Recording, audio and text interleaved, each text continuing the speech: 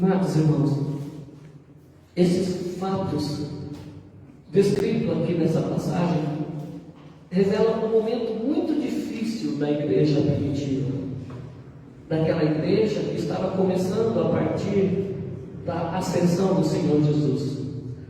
Uma grande perseguição por parte do governo romano se desencadeou contra a igreja,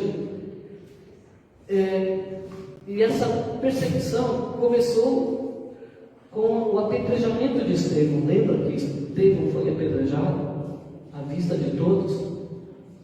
E logo em seguida, a maioria dos apóstolos tiveram que deixar Jerusalém para não serem mortos, porque uma grande perseguição por parte de Roma e também do povo, dos sacerdotes, dos anciãos, se desencadeou sobre a igreja naqueles dias. E essa perseguição, ela foi intensificada quando Herodes, o governador, ele mandou matar a Tiago. Tiago, um dos apóstolos, filho de Zebedeu, foi passado ao fio da espada, diz a palavra de Deus. E diz aqui que, tendo percebido que isto agradou também aos anciãos e à classe sacerdotal, diz o texto que ele também mandou prender Pedro. E diz aqui que ele intencionava também matar a Pedro logo depois da Páscoa. Assim que passasse aquele final de semana, ele também iria apresentar Pedro para o povo, para que o povo então pedisse a morte de Pedro também. E uma reflexão, uma pergunta reflexiva que eu quero deixar para a igreja nesse começo: por que Deus não defendeu os seus discípulos? Por que o Senhor não defendeu Estevão e não defendeu Tiago? Ora, a igreja estava ali, no momento maior dela, aliás, no seu começo. Jesus havia ressuscitado há pouco tempo, os discípulos haviam recebido o Espírito Santo no Pentecostes, eles estavam todos com muita vontade de pregar o Evangelho, com muita ousadia, não é? Mas de repente, 2 deles são mortos, e uma perseguição começa a acontecer naqueles dias, e ainda assim Pedro, a maior liderança, o que mais se destacava, estava também marcado para morrer. Eu pergunto, por que será que Deus não defendeu os seus apóstolos? Não é, amados? E a igreja naquele momento poderia sofrer um grande abalo. A igreja naquele momento poderia ficar desanimada, e alguns acredito que até pensavam assim: agora vai acabar a igreja, 2 discípulos morreram, Pedro também vai morrer, a perseguição que espalhou os discípulos de Jerusalém. Eu acredito que para muitos cristãos naqueles dias, eles achavam que poderia ser o fim, não é? E por que será que em certas situações Deus não interfere na nossa vida, no nosso dia a dia? Por que será que também muitas situações que aconteceram na nossa vida, Deus não interveio? Nós oramos, nós clamamos, nós jejuamos, mas não teve jeito. A morte veio, levou alguns, e a cura não aconteceu. E nós muitas vezes ficamos perguntando: por que, Senhor? Eu imagino que a semelhança dos discípulos naqueles dias, também hoje, muitos de nós questionamos a Deus, e nós fazemos perguntas: por que, Senhor? Por que não aconteceu? Por que o Senhor não curou? Por que o Senhor não defendeu os seus 2 discípulos? Ia ser tão importante para a igreja naquele momento, a igreja que estava se firmando sob a liderança dos apóstolos. Amados, uma coisa é fato, o homem não conhece os caminhos de Deus. Nenhum homem conhece os caminhos do Senhor. Por mais entendimento, por mais revelação, por mais graça, Deus é insondável. Quem conheceu a mente do Senhor? Ninguém, amados. Primeiro fato que nós devemos levar em consideração: nenhum homem conhece todos os caminhos do Senhor. Talvez conheça algo muito mínimo, de quem Deus é. Isso é verdadeiro, amados. Então, todo conhecimento do homem, né? Todo o conhecimento que o homem acumulou, não só sobre Deus, mas também sobre as coisas deste mundo, né? Sobre a ciência, todo o conhecimento geral que as pessoas têm, toda a experiência que ela tem, toda a maturidade que nós acumulamos, ela não acontece do nada. Ela não aconteceu da noite para o dia. Ninguém dormiu hoje, né? E acordou no outro dia maduras, sábias, né? Uma capacidade, uma experiência. Ninguém dormiu hoje e acordou no outro dia totalmente obedientes a Deus. Não é assim, amados. E muito mais sobre os assuntos espirituais, né? Sobre os assuntos espirituais, sobre Deus, nós aprendemos sobre Deus muitas vezes, ou sempre, né? Na luta, na tribulação, na escassez, nas dificuldades que nós conhecemos a Deus. E muitas vezes, muito mais nos erros do que até mesmo nos acertos, é que nós vamos descobrir quem é Deus na nossa vida, queridos irmãos. Por exemplo, lá em Atos capítulo 8, aliás, capítulo 1, versículo 8, diz lá que Jesus ensinou algo muito importante para os seus discípulos, e que era para eles prestarem muita atenção e obedecer o que Jesus falou ali em Atos 1:8. Jesus disse para eles assim: olha, recebereis poder ao descer sobre vós o Espírito Santo, e sereis minhas testemunhas em Jerusalém, na Judéia, em Samaria e até onde? Até os confins da terra. Olha o que Jesus falou: recebereis poder ao descer sobre vós. Foi uma promessa, e essa promessa não demorou muito para se cumprir. Cerca de 40 dias, na festa de Pentecostes, eles estavam todos reunidos, e o Espírito Santo veio sobre eles. Veio sobre eles como línguas de fogo foram vistas sobre eles, e eles começaram a falar em outras línguas, e as pessoas que estavam ali entenderam nas suas próprias línguas também que estavam ali. Ou seja, houve algo sobrenatural naquele dia. Depois daquele dia, aqueles discípulos amedrontados, que estavam com medo de morrer, escondidos lá no cenáculo, agora eles estavam cheios de coragem, de ousadia, não tinham mais medo dos judeus. Eles chegavam na cara deles e diziam assim: olha, esse Jesus que vocês crucificaram, Deus o fez Senhor e Cristo. Veja bem, então Jesus cumpriu a promessa dele. Mas será que os discípulos obedeceram? Será que os discípulos obedeceram? Que o Senhor falou que o Espírito Santo seria derramado para que eles fossem, para que eles saíssem para pregar o Evangelho na Judéia, Samaria e até os confins da terra. Mas nós conhecemos a história, nós sabemos que os judeus se demoraram muito. Aliás, eles nem queriam sair. Eles não queriam sair de Jerusalém, eles não queriam dividir o Evangelho com os gentios, eles achavam que era só para eles. Então o que aconteceu? O Senhor permitiu que a tribulação viesse. O Senhor permitiu que uma perseguição por parte do Estado desse sobre eles, e aí sim, eles tiveram que fugir dali. E quando eles fugiram, para onde eles foram? Foram para a Judéia, eles foram para Samaria. E ali, quando eles chegavam lá, cheios do Espírito Santo, não tinham como eles deixar de falar. E lá eles anunciavam o Evangelho. E muita gente se convertia, muita gente eram curadas, eram tocadas pelo Senhor, e o propósito de Deus se cumpria na vida deles. Mas não foi de qualquer maneira, não foi uma obediência tão fácil. Eles se demoraram muito mais para obedecer ao Senhor, e por isso eles passaram por aquela perseguição. Então, eu coloquei aqui que quando uma igreja, quando alguém, servo do Senhor, ele se demora, ele tem um chamado, ele tem uma missão a cumprir, e ele se demora a obedecer ao Senhor nesse chamado, Deus vai permitir provas, que situações adversas venham sobre eles, sobre a igreja, também sobre os seus servos, simplesmente para que eles se despertem, para que eles sejam despertados para o propósito, para o projeto do Senhor.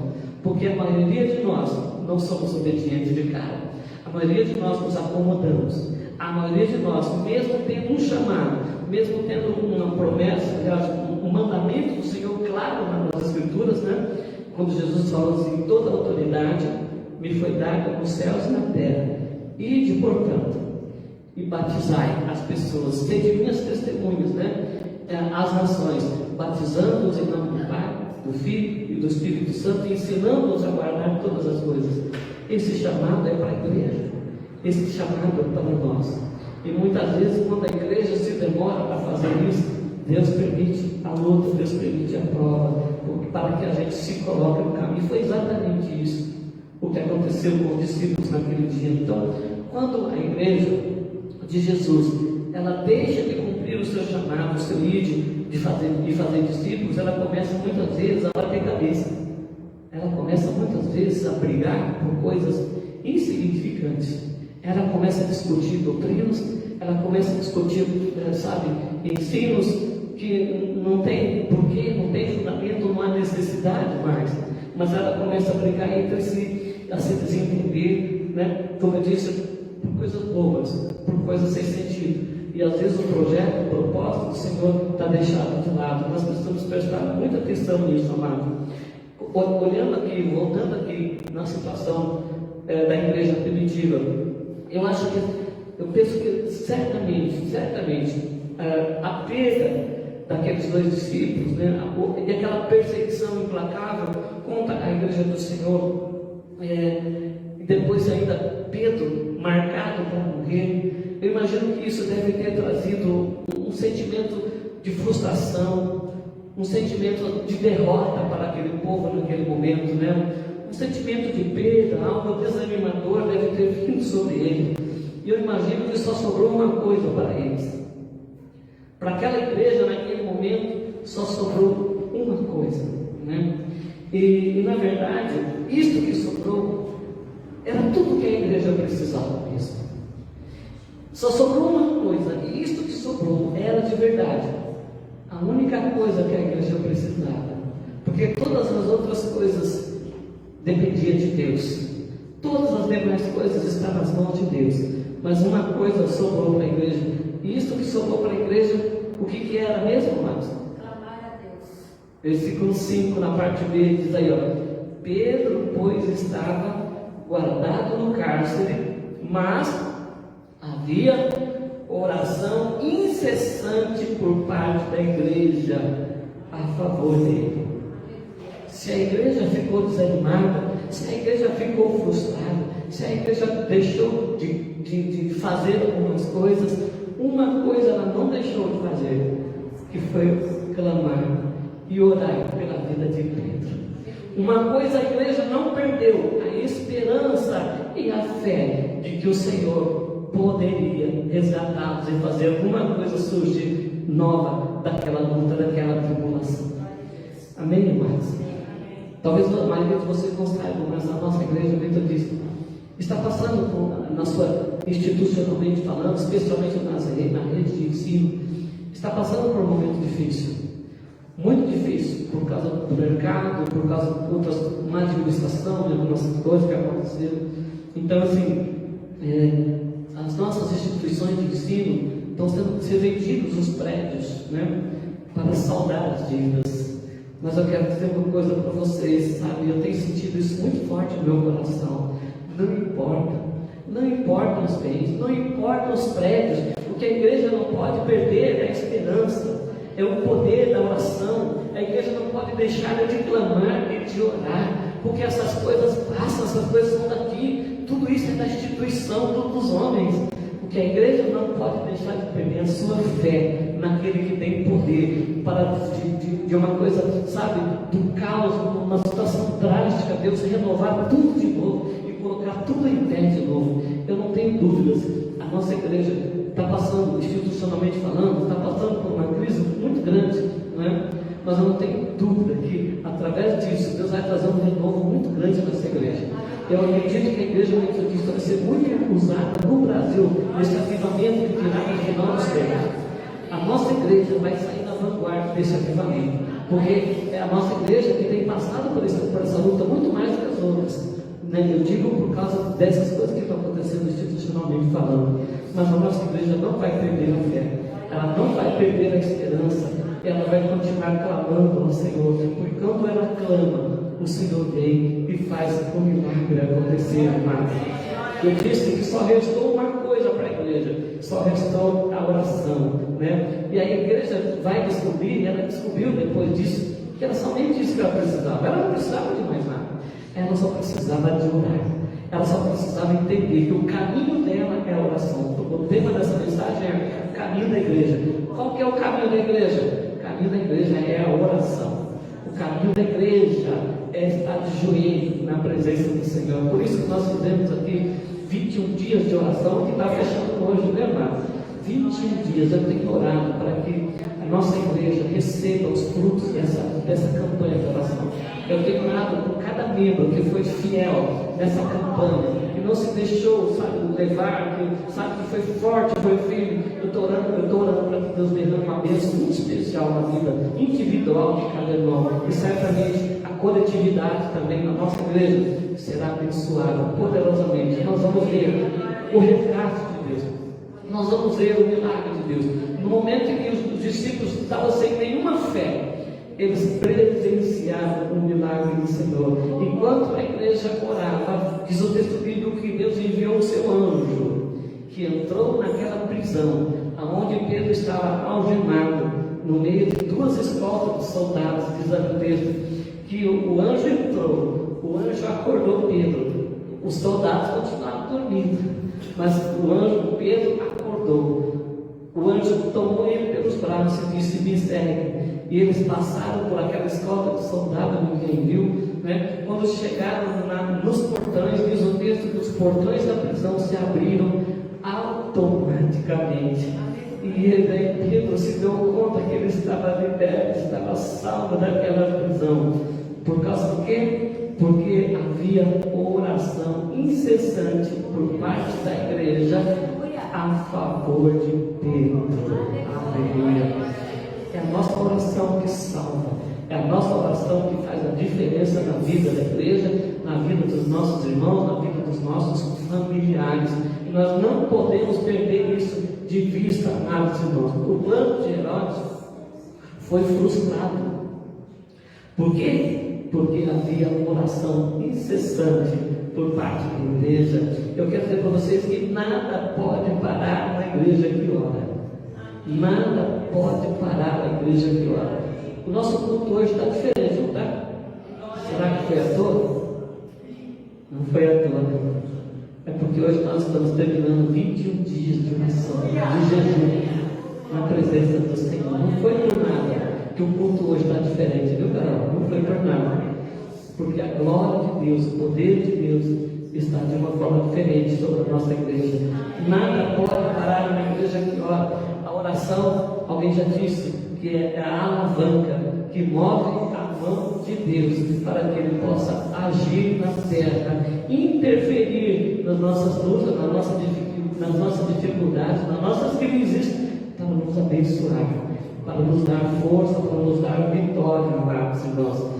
Entendeu? É isso que Deus faz quando a igreja ora, né? É isso que Deus faz quando a igreja está de joelho na presença do Senhor. O apóstolo Tiago escreveu assim: muito pode por sua eficácia a oração de um justo. Olha o que diz aqui: muito pode por sua eficácia a oração de um justo. Eu digo, se a oração de um justo pode muito e por sua eficácia, o que dizer de uma oração, da oração de uma igreja, de uma comunidade, orando pelo mesmo propósito ao Senhor? Veja, amados, tudo pode ser mudado. Ali toda a igreja estava clamando por Pedro, porque eles não queriam perder mais a vida. E Deus foi misericordioso para com eles e livrou Pedro da prisão.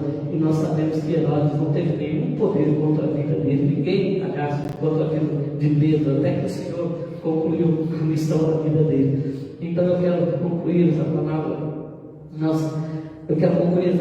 dizendo que nós precisamos fugir, mas da tentação de achar que a obra de Deus pode ser feita de qualquer maneira. A obra de Deus não é feita de qualquer maneira. Nós precisamos fugir desse engano, desse engodo, e achar que a gente pode, sabe, participar da obra, do trabalho, da conversão das pessoas, sabe, de uma vida de qualquer jeito, uma vida de qualquer maneira. É engano, amado. É um engano a gente achar eu achar que eu posso ser eficiente, sabe, no meu ministério, aplicando apenas as técnicas que eu aprendi lá na faculdade de teologia, as técnicas de hermenêutica, de exegese, de interpretação de texto, de oratória. É um engano, é um engodo se eu achar que isto é suficiente. Isto é suficiente para quem está na política, para quem quer discursar, contar narrativas, mas para quem quer fazer a obra de Deus, não é um engano, porque a obra de Deus ela é feita em demonstração do Espírito de poder.